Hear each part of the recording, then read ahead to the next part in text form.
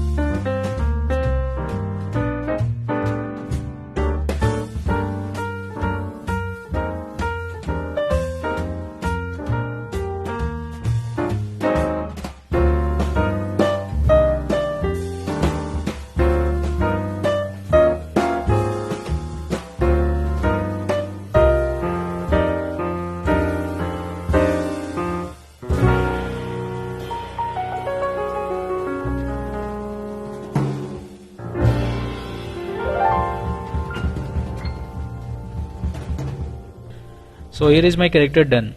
This character I have created right now in this video itself. Please comment below how is it, and don't forget to mention how you felt while watching this video, as it was in real time. Which one you like more, real time or fast forward one? Please comment below. So that's it. Share and hit thumbs up if you really liked it, and don't forget to hit subscribe and bell icon to get the notification first. See you in my next video. Take care. Bye bye.